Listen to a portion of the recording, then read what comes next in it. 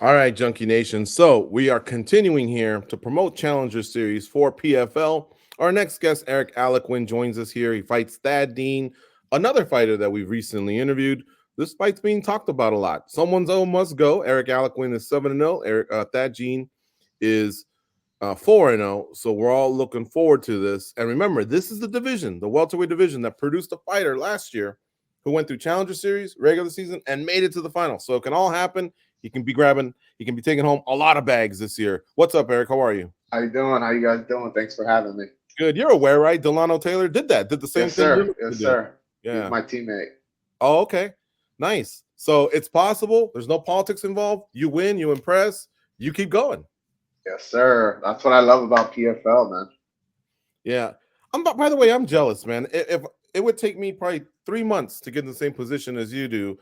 Are you one of those guys that has open hips and you can kick high and you're very flexible in jiu-jitsu and all that? Oh my Been doing it for a while, so naturally, or do you really, really work hard on your flexibility? I don't stretch as much as I should. I should say that, but I mean, I stretch pretty regularly. Mm-hmm. Do you, when strength and conditioning is talked about with fighters, it's more about endurance, right? Or do you actually add a lot of strength or add bulk when you do that? So typically, I would say it depends on how far out you are from a bout. If you don't have anything lined up, if you have like an 8 week period, I would say focus on building strength. But as you get closer to the bout, you want that speed, explosion, short little bursts. Right. Yeah. It just seems like every time for the last many years that we've covered the sport and watched the sport, you do have some muscle guys, right? And a lot of them sometimes suffer from cardio, but every once in a while, along comes a guy that he's muscles, but he can still go a full 15 or 25. And sometimes it seems like the strength can make a difference. I guess that's why I was asking the question. But are you pretty much a naturally strong guy? Do you ever feel others and have to adjust just because they might have you in that department? I feel like there's very few times in my life where I've grabbed someone and felt like they were, wow, this guy's strong. So, Mm-hmm. I mean, I used to be 275 pounds at some point. In 2008 it was. So I feel like in my mind I'm still that big. So I carry that strength. How did you lose all that weight? Started training MMA and jiu-jitsu.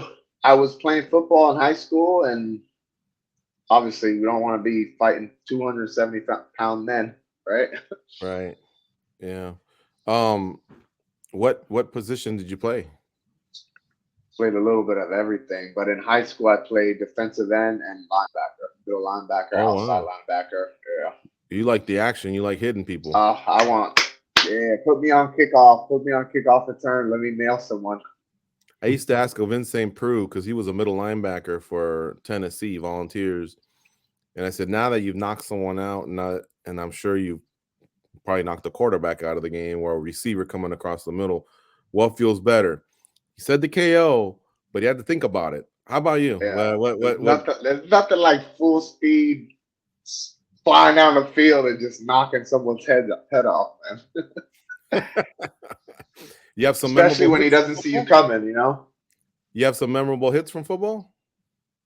Oh man, I mean, my team at the time sucked, so I was just looking to get highlights, man. I was just trying to knock heads off. Actually got ejected out of my last senior game. We were down crazy amount, and I was just knocking people's heads off, and the ref's like, "Dude, you're not gonna win. What are you doing?"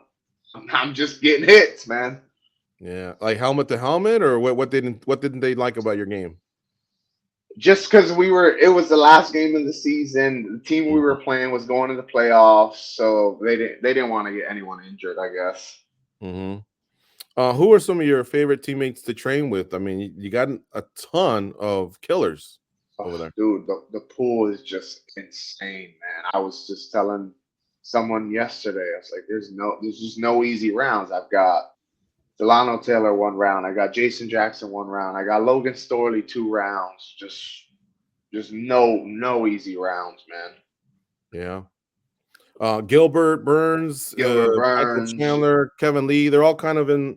I don't know. I don't know if you guys I'm sure you don't stick to just the one weight class, right? You guys kind of float around a Yeah, little. yeah. We have like sparring 170 and up Yeah, just for sparring.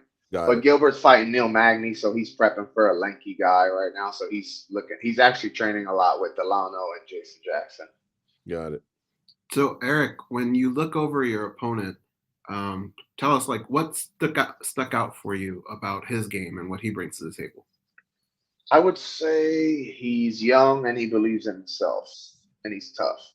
That's pretty much what initially, young kid believes in himself, likes to come forward. Does being in a room like the one you just described with so many high caliber athletes, is that almost like I don't want to say the fight's going to be the easy part, but having It does give me some peace of mind for sure. It gives me some confidence because I'm sparring 2 rounds. Jason Jackson's like the number 1 ranked welterweight in Bellator, I believe. Logan Storley's the interim champ fighting for the belts. I'm training with these top tier guys, so just boost my confidence. I know you talked about football and that clean hit and how good it feels. What do you anticipate in this fight? No way it goes to the judges. Do you anticipate that? I don't think so. No. We're definitely coming in there to fight each other. We're both coming forward. Your team has a ton of fighters, like we said.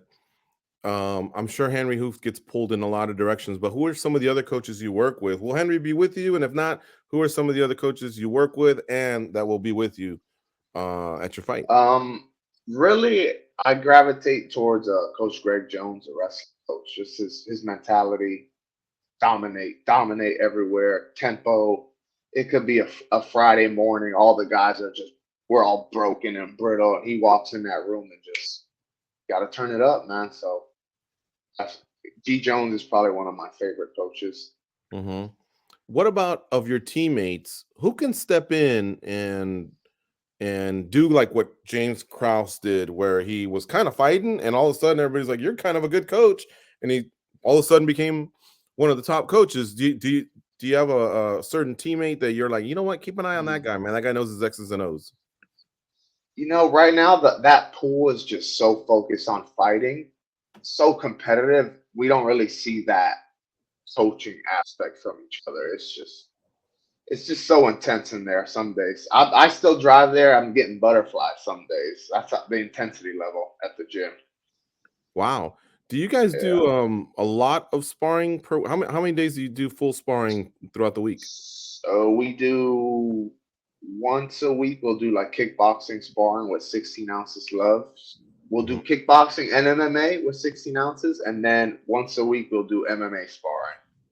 Got it. Just sparring MMA gloves. Those butterflies in a way are probably good because you're facing such top-notch competition in the gym. By the time you get to the fight, it may be a drop down. No disrespect to the opponent. Yeah. Of course, they would say the same thing, but that's got to give you some confidence. Those butterflies have to turn into confidence as well on fight night. 100%. Like I said, the pool in the gym, like you said, Kevin Lee, Gilbert Burns, Michael Chandler.